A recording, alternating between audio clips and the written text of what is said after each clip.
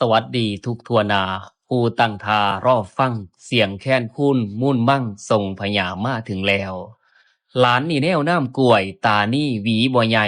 ขอทานผู้ฟังปลูกใบพ่อสิได้จีกตองอยู่ดอกเด้ออยู่ดอกเด้อ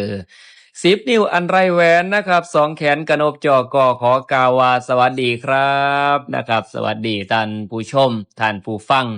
นะครับที่ให้เกียรติติดตามเป็นประจำพบพอกันอีกแล้วนะครับมาพบพอผู้ฟัง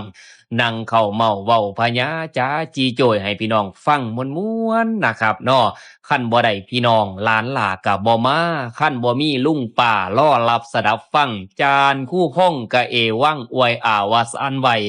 แต่นี่ท่านผู้ฟังยังให้แรงใจอยู่เติบหนึ่งจานคู่พ้องกระดังปึ้ง จายพญาจ่อย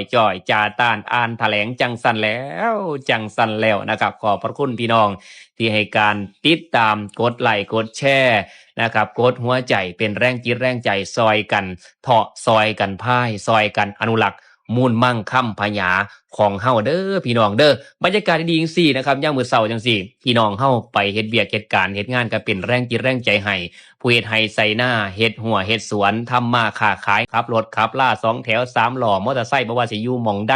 เฮ็ดเวียกอันใดโจกโลกใดก็ตามยาบ่ว่าสิอยู่ไ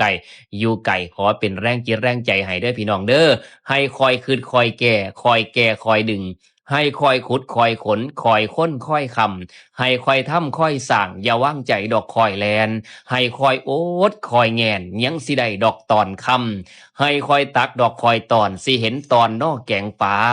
ให้คอยวิทย์คอยสาอย่าเศร้าว่างไวขั้นหากเป็นตาย่ำให้ทำกินดอกฝ้าวฟังอย่าได้นั่งเข้าเมามั่วเว้าบ่ดีเด้อนะครับคนบ้านเฮานี่ขยันตื่นเด็กได้กินยอดฝาตื่นสาได้กินควายขี่ไก่โป้เพิ่นว่านะครับผู้ใดดูตื่นแต่เช้าก็สิได้เงินพันขั้นผู้ใดฝ้าวลูกฝ้าวขยันก็สิได้เงินหมื่นผู้ใดฝ้าวนอนตื่นก็สิได้เงินแสนผู้ใดฝ้าวลุกขึ้นแลนก็สิได้เงินล้านคันผู้ใดขี้คร้านเนี่ยโอ้ยสิได้เป็นขอทานเนี่ยโตไผโตมันเพิ่นว่า มันเป็นจังซั่นเด้พี่น้องเฮาฉะนั้นเพิ่นจึงสอนให้เฮาคันทุกข์ก็ให้เลี้ยงม้าเป็นกำพร้าก็ให้เลี้ยงหมูทุกข์ให้เลี้ยงม้าคือขยันแล่นขยันหากินหมูก็ขุดคุยดุยกินเบิด